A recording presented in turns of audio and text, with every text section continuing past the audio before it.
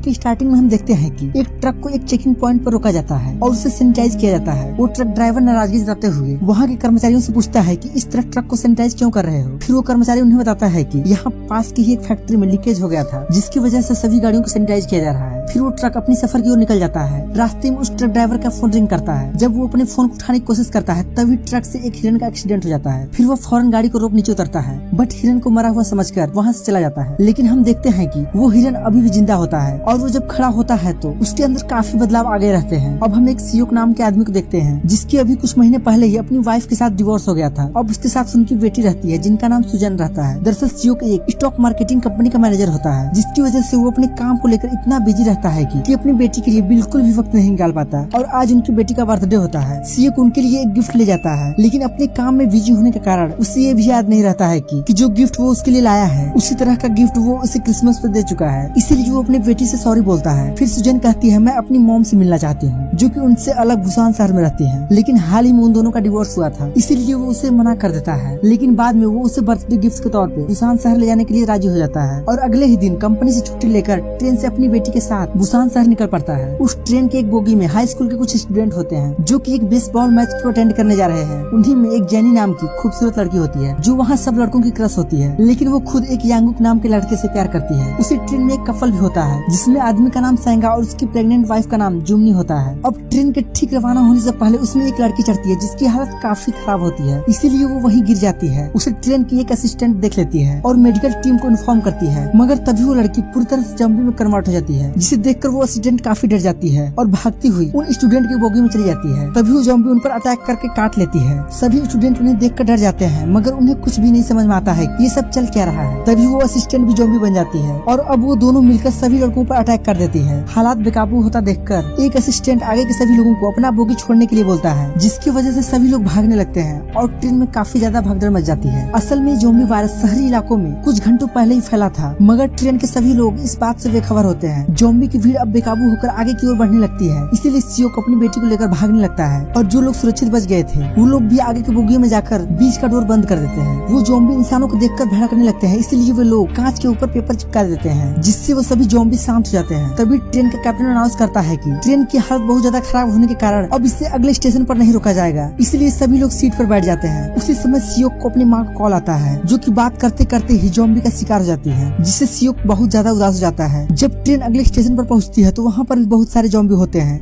इसीलिए ट्रेन को लगातार नॉन स्टॉप रखा जाता है। दरअसल पूरा शहर ही इस वायरस का शिकार हो चुका था, जिसकी वजह से मिलिट्री और गवर्नमेंट भी दोनों पीछे हट जाती हैं। तभी ट्रेन का कैप्टन अनाउंस करता है कि ट्रेन का आखिरी स्टेशन डाइजिंग होगा, जहाँ पर आपकी सुरक्षा के लिए मिलिट्री पहले से ही तैनात है। यह बात सुनकर सियोक अपने दोस्त से बात करता है, जो बताता है कि तुम सब लोगों को वहाँ उतरते ही क्वारंटीन कर लिया जाएगा। इसलिए सियोक उसके साथ एक डील करके अपनी सुरक्षा का जुगाड़ कर लेता है। बट ट्रेन जब डाइजिंग स्टेशन पर पहुँचती है तो वहाँ पर बहुत ज्यादा शांति होती है, जहाँ पर दूर दूर तक कोई नजर नहीं आ रहा होता, इसलिए सभी लोग एक एक करके ट्रेन से उतरने लगते हैं। अब जब सभी लोग स्टेशन से बाहर जाने लगते हैं तो उसी वक्त सियोक अपनी दोस्त से बताए हुए गेट की ओर चला जाता है और बाकी सभी लोग जब सीढ़ियों से नीचे पहुँचते हैं तो देखते हैं कि अब बहुत सारे सैनिक ज़ॉम्बी बन चुके हैं, जो सभी उन लोगों को देखते ही उन पर टूट पड़ते हैं। इसीलिए जिंदा बचे हुए लोग अपनी जान बचाते हुए वापस भागने लगते हैं। दूसरी तरफ हम देखते हैं कि सियोक सुजन को एक जगह पर खड़ा करके खुद आगे जाता है, लेकिन जब उसे कोई नहीं दिखता है तो वो अपने दोस्त को कॉल करता है, जो उससे बताता है कि मैं अब तुम्हारी कोई मदद नहीं कर पाऊंगा। तभी वहाँ पर बहुत सारे ज़ॉम्बी आ जाते हैं, जिसे देख सियोक वापस अपनी बेटी की तरफ दौड़ता है। तब तक सेंगा उसे अपनी वाइफ के साथ अंदर भेज देता है। लेडीज और बच्चों को वो ट्रेन में भेज देते हैं और वे खुद उन सभी ज़ॉम्बी को रोक रखते हैं, लेकिन वो ज्यादा देर तक ऐसा नहीं कर पाते हैं और सियोक समेत सभी लोग किसी तरह भागते हुए वापस ट्रेन में आ जाते हैं। लेकिन अब सभी लोग अलग अलग बोगियों में रह जाते हैं, जहाँ एक और सुजन और जुमनी एक भिखारी और एक ओल्ड लेडी के साथ एक वॉशरूम में फंस जाते हैं और वहीं दूसरी ओर सियोक और सेंगा एक अलग बोगी में होते हैं। जुमनी सेंगा को कॉल करके हेल्प के लिए बुलाती है, क्योंकि उन लोगों पर ज़ॉम्बी अटैक कर देते हैं जो कि बोगी नंबर 13 में फंसे होते हैं और बाकी सभी लोग बोगी नंबर 15 में होते हैं। वे लोग वहाँ से निकलने की तैयारी करते हैं और ज़ॉम्बी से लड़ते हुए आगे बढ़ते हैं। तभी ट्रेन एक टनल में एंटर करती है और उन्हें पता चलता है कि ज़ॉम्बी अंधेरे में देख नहीं पाते, इसलिए वो धीरे धीरे बोगी नंबर 13 में चले जाते हैं, जहाँ से वो उन सभी को लेकर बोगी नंबर 15 की ओर चल देते हैं। टनल के खत्म होने के कारण वो ज़ॉम्बी उनके पीछे पड़ जाते हैं। तब सेंगा उन्हें एक दरवाजे पर रोक रखता है और बाकी लोगों को आगे जाने के लिए बोलता है, लेकिन 15 नंबर का दरवाजा कोई खोल नहीं रहा था। तब यांगुक अपनी गर्लफ्रेंड जेनी को कॉल करता है, जहाँ पर हम देखते हैं कि एक असिस्टेंट जेनी की आवाज को रोक लेता है। दरअसल बोगी नंबर 15 में एक यांसुक नाम का सेल्फिश आदमी होता है, जो उन लोगों को अंदर आने से रोकता है, क्योंकि उसे लगता है कि वो लोग भी ज़ॉम्बी वायरस इन्फेक्टेड हैं। लेकिन तब सेंगा और सियोक ज़ॉम्बी जॉम्बी को रोके रहते हैं और यांगो उस दरवाजे को तोड़ देता है। तभी सेंगा को एक जॉम्बी काट लेता है, जिससे उसे समझ आ जाता है कि वो बहुत जल्द ही एक जॉम्बी बनने वाला है। इसीलिए वो सियोक को उसकी बीवी को वहाँ से लेकर जाने के लिए बोलता है। सेंगा आखिरी बार अपनी बीवी को अलविदा कहते हुए होने वाले बच्चे का नाम सैला रखने के लिए बोलता है, लेकिन तभी वो जॉम्बी उस पर अटैक करके उसे बुरी तरह से काट देते हैं। सियोक और जुमनी दूसरी बोगी में जाकर उसका दरवाजा बंद कर लेते हैं, लेकिन उन सबके साथ वाली एक ओल्ड लेडी उन जॉम्बी का शिकार हो जाती है। सियोक योनसुक को बहुत ज्यादा डांटता है क्योंकि उसी ने गेट नहीं खोला था, जिसकी वजह से वे दोनों मारे गए थे। लेकिन फिर भी योनसुक दूसरे लोगों को सियोक की ओर भड़काने की कोशिश करता है और कहता है कि ये लोग भी इन्फेक्टेड हैं, इसलिए उन लोगों को एक अगली बोगी में भेज दिया जाता है। उस वक्त योंगिक के साथ जेनी भी चली जाती है। पीछे उस ओल्ड लेडी की सिस्टर अपने सिस्टर की मौत के कारण सदमे में होती है, जिससे वो उस गेट को खोल देती है और वो जॉम्बी बाकी सभी लोगों पर अटैक कर मार देते हैं। लेकिन उस हमले में यानसुक एक असिस्टेंट के साथ वॉशरूम में छिपकर बच जाता है। दूसरी ओर कैप्टन बुसान स्टेशन पर कॉल लगाता है और उसे इंस्ट्रक्शन मिलता है कि बुसान स्टेशन अभी तक उस वायरस से सेफ है। जब वो आगे जाता है तो आगे का रास्ता ब्लॉक होता है, इसलिए कैप्टन अनाउंस करता है कि जो लोग बचे हुए हैं वो मेरी बात को ध्यान से सुने, क्योंकि आगे का ट्रैक ब्लॉक होने की वजह से हम इस ट्रेन को बुसान तक नहीं ले जा सकते हैं। इसलिए मैं लेफ्ट साइड के ट्रेन को स्टार्ट करने वाला हूँ और जो भी लोग इस अनाउंस को सुन रहे हैं वो लोग जल्दी से जल्दी उस ट्रेन तक पहुँचे। कैप्टन बाहर निकलकर एक दूसरे इंजन को स्टार्ट करता है। दूसरी ओर सियोक और बाकी लोग भी बाहर निकलते हैं, लेकिन यानसुक और वो असिस्टेंट अभी तक उस वॉशरूम में फंसे हुए थे, जहाँ पर यानसुक उसके साथ धोखा करके खुद वहाँ से निकल जाता है। दूसरी ओर कैप्टन इंजन को बाहर लाता है और देखता है कि एक ट्रेन जलते हुए उसी ट्रैक पर उसके सामने आ रही है और अचानक से उन दोनों का टक्कर हो जाता है और उस हादसे में सिर्फ जेनी और यांगुक ही सुरक्षित बच पाते हैं और इसीलिए दोनों भागते हुए एक दूसरी ट्रेन में चढ़ने की कोशिश करते हैं। लेकिन इसकी डोर लॉक होने की वजह से यांगुक उसका दरवाजा खोल नहीं पाता है और उसी वक्त यानसुक वहाँ आ जाता है, जो कि जेनी को जॉम्बी की तरफ धक्का दे देता है, जिससे वो भी इन्फेक्टेड हो जाती है। अपनी प्रेमिका को मरते हुए देख यांगुक बुरी तरह से रोने लगता है, लेकिन तभी जेनी उसे भी काटकर उसे जॉम्बी बना देती है। दूसरी ओर हम देखते हैं कि वो चारों भी उस हादसे में बच चुके हैं और साथ ही वो कैप्टन भी जिंदा होता है, जो दूसरे इंजन को लेकर वहाँ से जाने लगता है। लेकिन यानसुक उसे भागते हुए दिखाई देता है, इसीलिए वो कैप्टन उसकी मदद के लिए उसके पास जाता है। लेकिन यानसुक अभी भी अपना हैवानी रूप दिखाता है और उस कैप्टन को मरने के लिए छोड़ वहाँ से खुद भाग जाता है। दूसरी ओर उन सभी पर जॉम्बी अटैक कर देते हैं, लेकिन वो भिखारी उनके लिए अपनी कुर्बानी देकर उन्हें वहाँ से सुरक्षित निकाल देता है। मगर अब उनके पीछे बहुत बड़ी जॉम्बी की भीड़ पड़ जाती है, लेकिन वो तीनों किस तरह से भागते हुए उस इंजन पर चढ़ जाते हैं, मगर बहुत सारे जॉम्बी ट्रेन के पीछे लटक जाते हैं, जिससे ट्रेन धीमी होने लगती है। इसीलिए सियोक उन्हें छुड़ाने की कोशिश करता है और वो ऐसा करने में कामयाब भी हो जाता है। अब वो तीनों उस इंजन के साथ बुसान की ओर निकल पड़ते हैं, लेकिन यानसुक तभी केबिन से बाहर निकलता है, जो कि अब इन्फेक्टेड होता है और वो सियोक से रिक्वेस्ट करता है कि मुझे मेरी माँ के पास ले चलो। तभी सियोक कहता है कि तुम अब इन्फेक्टेड हो चुके हो। तभी वो सियोक पर अटैक कर देता है। सियोक उसे नीचे गिराने की काफी कोशिश करता है, लेकिन तभी वो उसके हाथ में काट देता है, मगर सियोक किसी तरह से उसे नीचे गिराने में कामयाब हो जाता है और अब सियोक समझ जाता है कि वो भी जल्दी ही जॉम्बी बनने वाला है। इसीलिए उन दोनों को केबिन में ले जाता है और जुमनी को ट्रेन का कंट्रोल सिस्टम समझाता है, ताकि वो बुसान पहुंचने पर ट्रेन को रोक सके। अब वो सुजैन को अलविदा कहने के लिए जाता है, लेकिन वो अपनी डैडी को नहीं छोड़ना चाहती है, इसीलिए सियोक रोते हुए केबिन से बाहर आ जाता है, क्योंकि वो खुद भी अपनी बेटी से अलग नहीं होना चाहता। लेकिन अब वायरस उस पर हावी होने लगता है, इसीलिए वो ट्रेन से नीचे कूद जाता है। ट्रेन के आगे जाने पर रास्ता ब्लॉक होता है, इसीलिए वो दोनों ट्रेन से नीचे उतरकर टनल की तरफ जाने लगती है। टनल की दूसरी ओर हम दूर सैनिकों को देखते हैं, जो उन दोनों को देखकर अपने कैप्टन को इन्फॉर्मेशन देते हैं। तब कैप्टन उन दोनों को मारने का ऑर्डर देता है, जिससे शूटर अपने स्नाइपर को चलाने वाला ही होता है। तो उसे किसी की गाने की आवाज आती है। वो गाना सुजैन अपनी डैडी के लिए गा रही थी, जिसे सुनकर वो समझ जाते हैं कि वो दोनों जिंदा इंसान है और इस तरह उनकी जिंदगी बच जाती है। और इसी के साथ ये कहानी यहीं पर एंड हो जाती है। तो दोस्तों, आपको वीडियो पसंद आया हो तो लाइक करना और चैनल को सब्सक्राइब भी जरूर करना, क्योंकि हमें ऐसी वीडियो बनाने में काफी मेहनत लगती है और आपका एक सब्सक्राइब हमें एक नई वीडियो बनाने का उम्मीद देता है। तो आशा करता हूँ कि आपने चैनल को सब्सक्राइब जरूर किया होगा। तो फिर मिलते हैं एक नए दिन और नई कहानी के साथ। तब तक